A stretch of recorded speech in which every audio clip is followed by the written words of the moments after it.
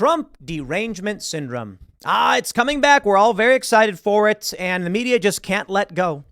We got a series of stories and a series of claims coming out with increasing fervor and psychotic zealotry.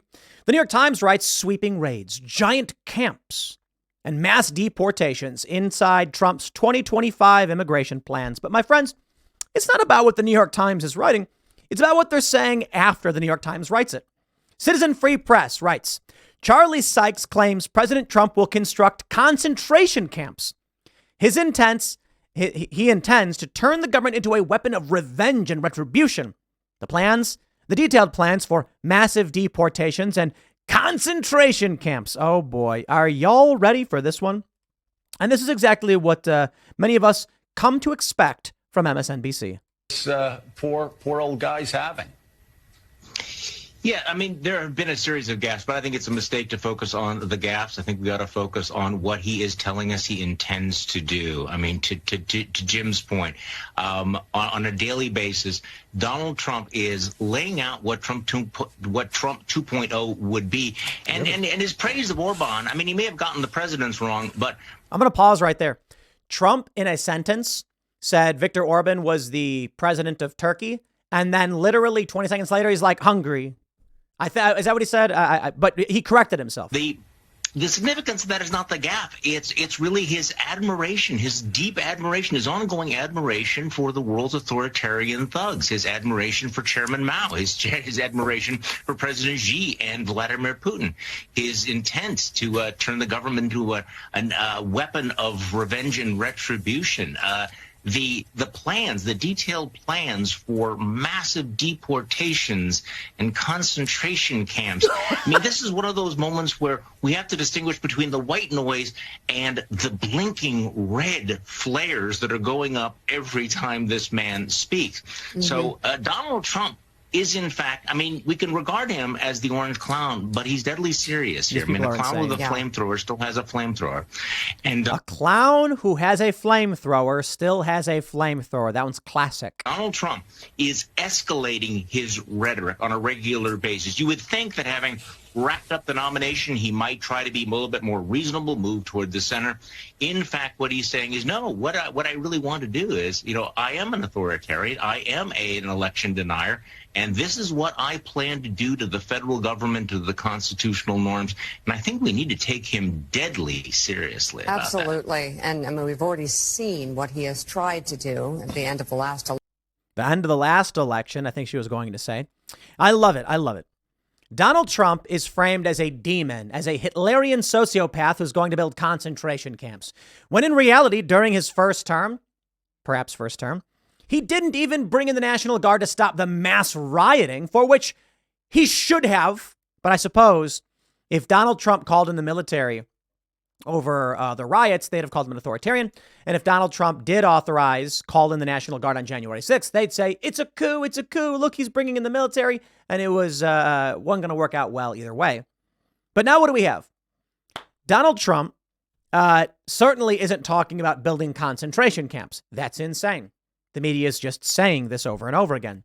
In the meantime, they will gleefully, Democrats, they will, with smiles on their faces, vote for such evil as Gavin Newsom. Yes, California City removes homeless beautification before Biden's summit with Chinese President Xi. San Francisco is a disaster zone. There's tents everywhere. There's human waste everywhere. But fear not, good people of this country. If a communist is coming to town, we'll clean it up. Other than that, you're on your own. That's right. When San Francisco citizens say we need improvements, Newsom and London Breed and all these others laugh and say, step in it. Step in the human waste on your streets. But when Xi Jinping is coming, better clean up the house. Here's a clip. Here you go. I give you Gavin Newsom. I know folks say, they're just cleaning up this place because all those fancy leaders are coming into town. That's true because it's true. But it's also true for months and months and months prior to APEC, we've been having different conversations. Different conversations, huh? Yeah, they're planting trees and stuff. But there you have it. We cleaned up because they're coming. You don't matter. You, the citizen, you, the taxpayer, you've got problems. We ain't cleaning up for you. Imagine this. You got roommates and they trash the house and you are like, clean your effing mess. Get your laundry out of the hallway and do your dishes. I'm sick of this. And then a big fat communist knocks on the door and they go, oh, the communist is here.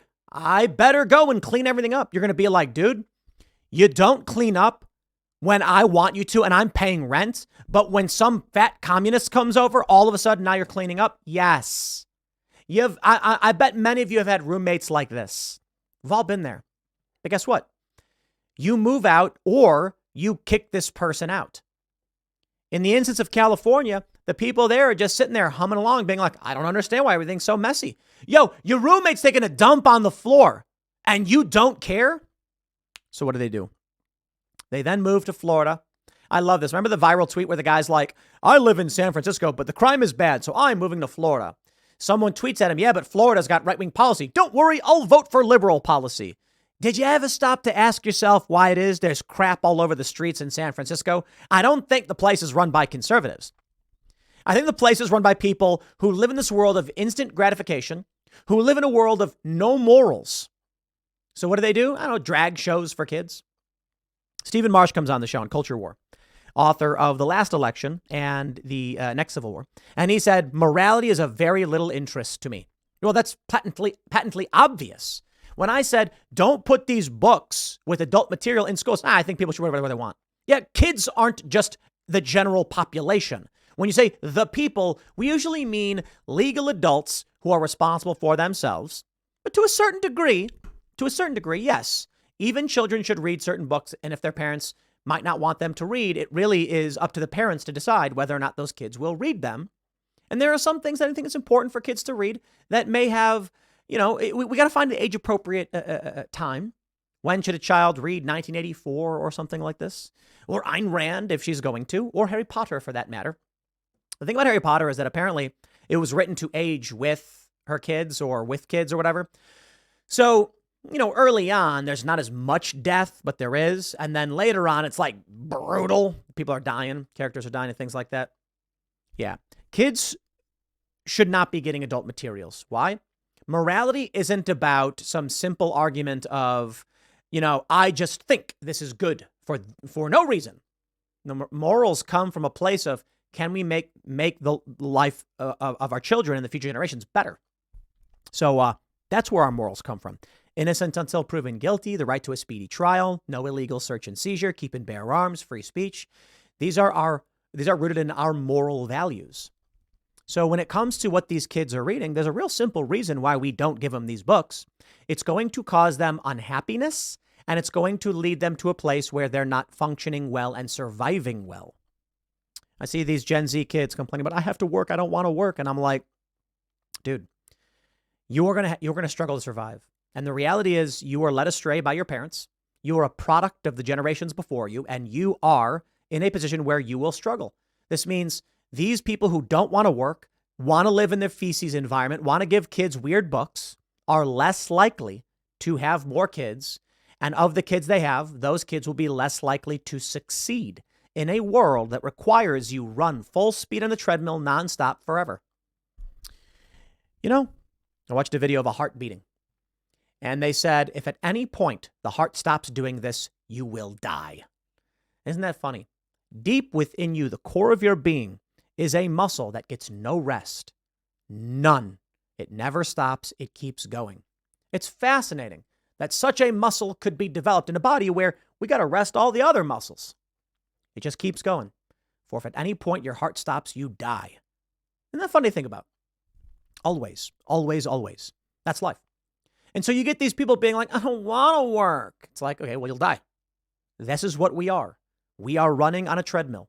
When you stop, you will go backwards. Feel free to sit in the fields and do no work, and you'll get hungrier and hungrier and hungrier. And eventually you'll be like, I need food because it hurts.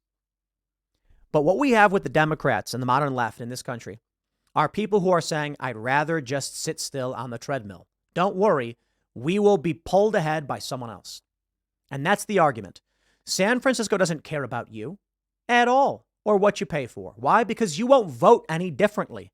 And the people who might will leave. So they have no reason to change. Meanwhile, on TV, they'll lie about Donald Trump, who might actually fix things or make them better at least. Why? Because Trump wants harsh responsibilities. Oh, heavens me. Here's life.